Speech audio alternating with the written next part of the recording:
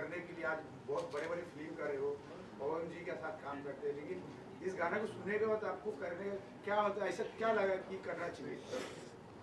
देखिए, सबसे पहले तो हम लोग जिस धर्म से आते हैं, और जैसे ही वो गाना आया भगवाधारी करके, तो मैंने बोला आजकल तो मैं इसी तरह की फिल्में प्लान भी कर रहा हूँ। आपको पता भी होगा, अभी मैंने हर गंगे बनाई थी, फिर अभी संकट मोचन हनुमान बनाया है, तो वो प्रॉपर राम जी और हनुमान जी की पूरी कहानी है। तो मैं तो इस तरह के सब्जेक्ट्स होते हैं, इस तरह के गाने होते हैं, मुझे बहुत पसंद है, ये मेरा जोनर है।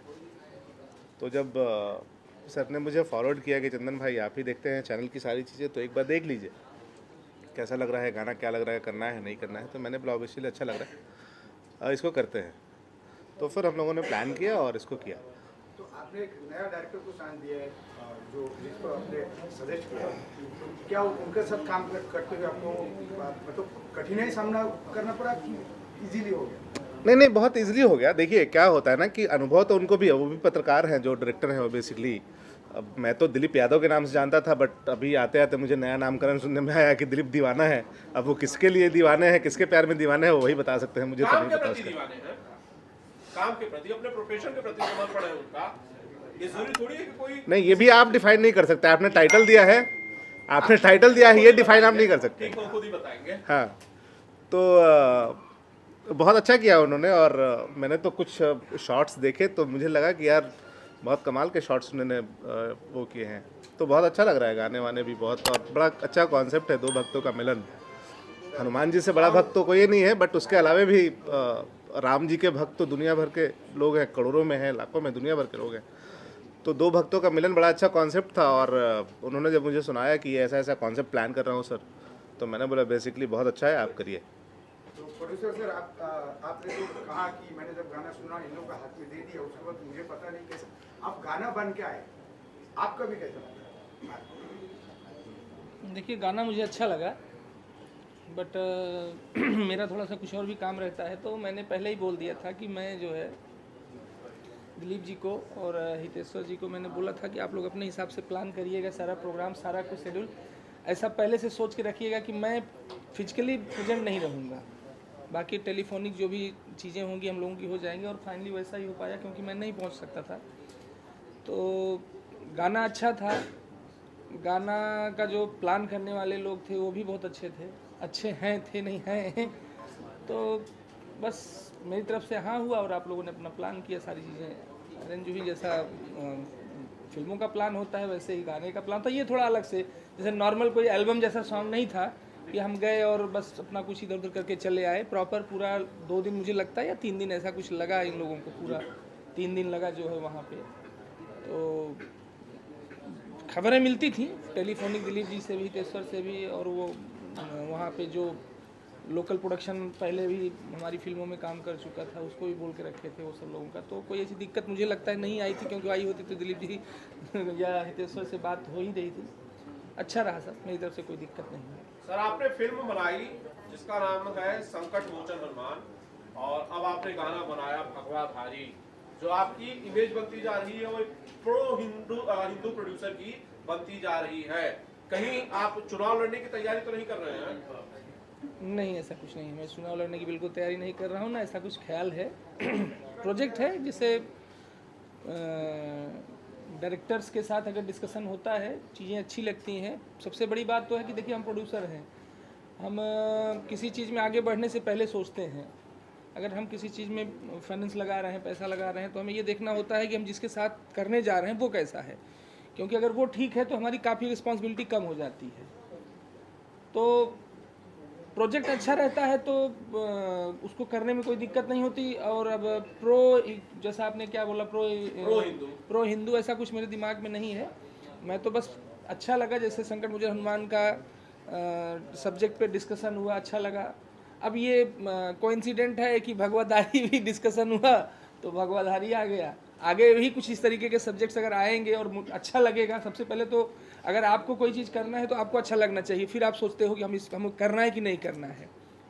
तो इस गाने में योगी जी का नाम है, ठीक है, तो क्या कंट्रोवर्सी हो इसके लिए गाना बनाया, कि आपने दिमाग में ऐसा सोचा कि कंट्रोवर्सी हो जाएगा, मेरा नाम हो जाएगा, गाना हाइप हो जाएगा, इस तरह का कुछ? नहीं, आप ये कहना चाहते हैं कि योगी जी के नाम से कंट्रोवर्सी हो जाती है?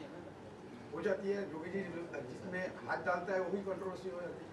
अगर ऐसा है तो फिर मुझे उससे कोई प्रॉब्लम नहीं है। अगर उनके नाम आने से कंट्रोवर्सी हो रही है तो मुझे कोई प्रॉब्लम नहीं है।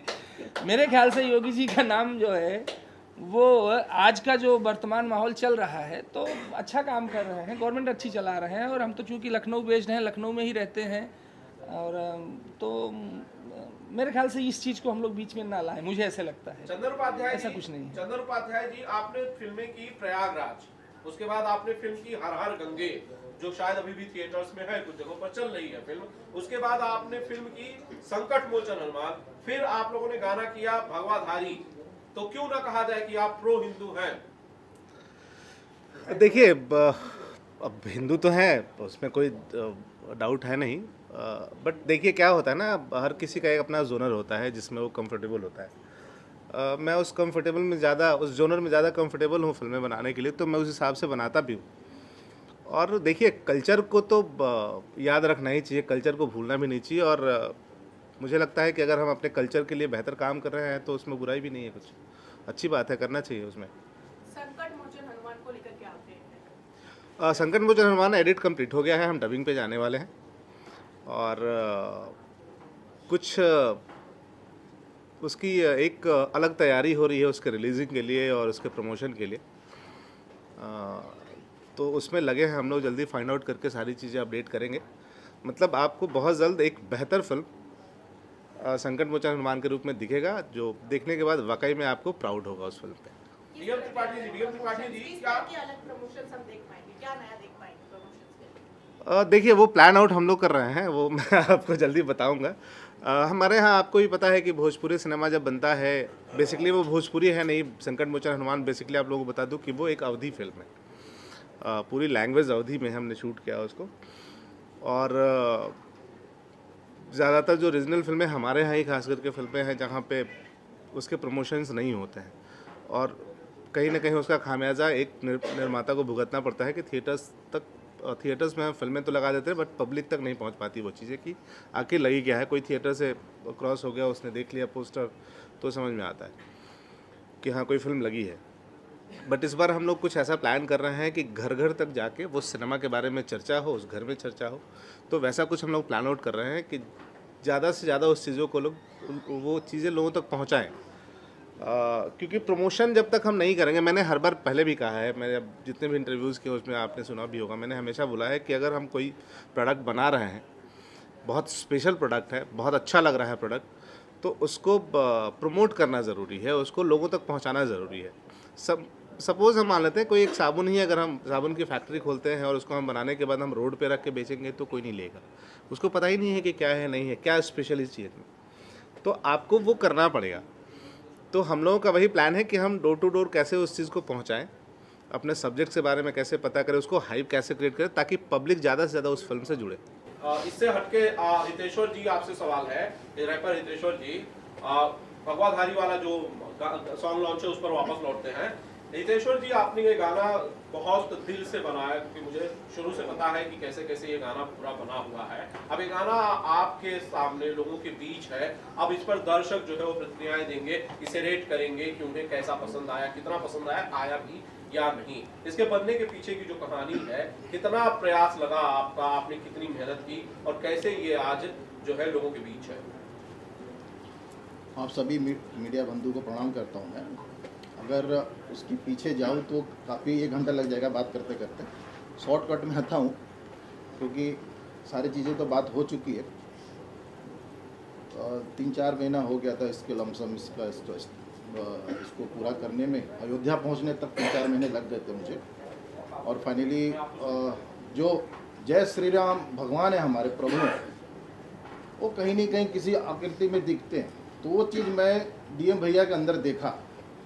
जय श्री राम जी का जो आकृति है, भैया में जय श्री राम दिखते हैं मेरे को अभी भी, क्योंकि क्या है, उसी पर्सनालिटी भी है, ऐसे विचार भी है, ऐसा ही व्यवहार भी है, एकदम हंसते रहते हैं, प्यार से जो करना करो, क्या चाहिए बोलो, तो ये सबसे बड़ा प्यार होता है।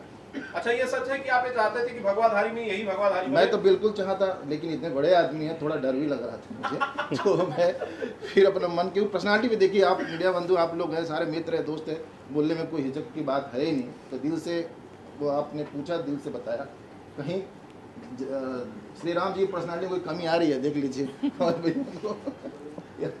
तो खैर अच्छी शख्सियत है। हाँ, वो भी हमारे भाई हैं और अभिनव तिवारी जी वो भी साथ में हैं, दोनों मिल के बड़ा इंजॉय किए, भक्ति किए, पूजा किए, राम हनुमानगढ़ी गए तो भगवान का आशीर्वाद भी मिला।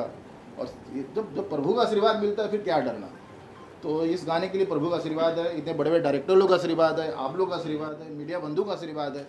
तो बस जय श्री राम। तो 2 लाइन हो जाए भगवाधारी हाँ, आपकी आवाज में। अरे क्यों नहीं जी सरकार। चलो। भगवा रंग में रंगे हुए है भगवाधारी, माथे तिलक धनुष धरे हत अवध बिहारी।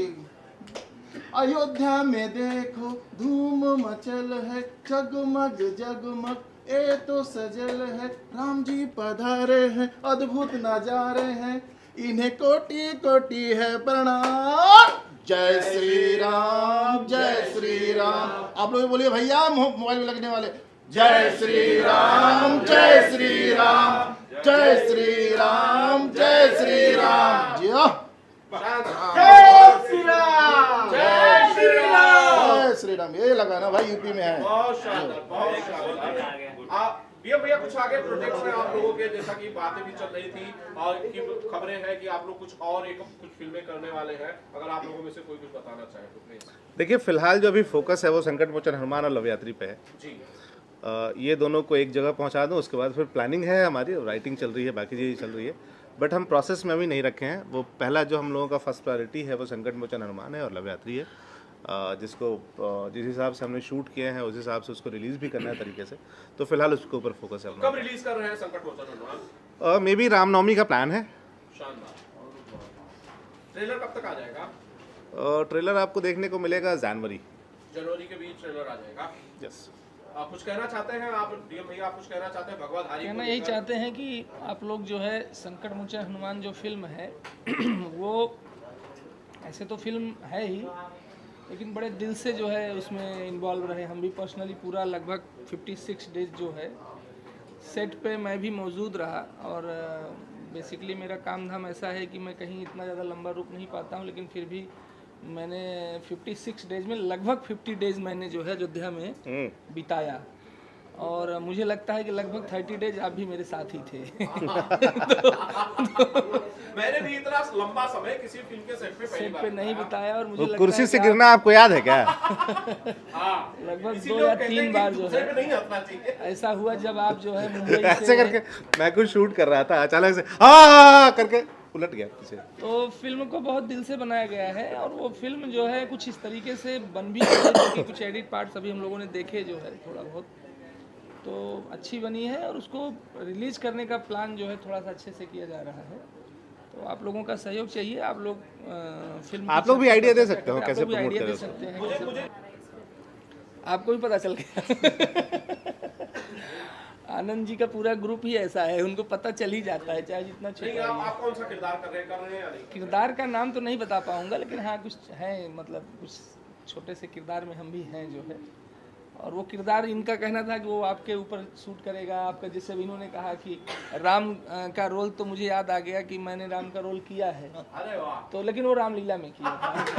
फिर भी तो वो 99 से लेके 2005 तक 4 या 5 तक मैंने किया था। और उस समय मैं जॉब पे चला गया था उसी साल, मतलब 99 में मैंने रामलीला का फर्स्ट वो किया था। और फिर उसी साल मेरा जॉब लग गया, मैं नेवी में भर्ती हो गया और मैं ट्रेनिंग पे चला गया। तो एक अंदर एक फीलिंग अटैच हो गई, बन गई कि लगता है कि मैंने ये काम किया और बहुत अच्छे तरीके से किया था, इसलिए मेरे साथ है। तो मैं छुट्टी लेके आता था और मैंने अपनी रामलीला कमेटी को फाइनेंस करना शुरू कर दिया कि रामलीला बंद नहीं होना। तो उस टाइम पे कुछ 19-20 हज़ार रुपए का बजट आता था उन रामलीला का, जो गाँव में कौन सा रेस्टोरेंट है, क्योंकि बहुत सारे लोग उसमें चंदा डोनेशन आरती ये वो होता था। तो 19-20 हज़ार रुपये मैं जो है जो भी आता था, तो मैं उस समय अपनी कमेटी को मैंने डोनेट करना शुरू किया और फिर चलता रहा वो सिलसिला। तो बस इसी तरीके से कुछ स्थितियां बनी। चंदन जी ने कहा कि ये रोल आप कर सकते हैं, तो हमने कहा कि पहले यार मैं देखूं है कि वैसा मतलब मैं कर पाऊंगा कि नहीं कर पाऊंगा, क्योंकि एक माइंड सेट होता है ना, हम ये चीज़ कर पाएंगे। तो किया है, छोटा सा रोल है, बाकी क्या है कैसे है ये तो आप लोग फिल्म में देखेंगे जो है। चलिए ठीक है, थैंक यू।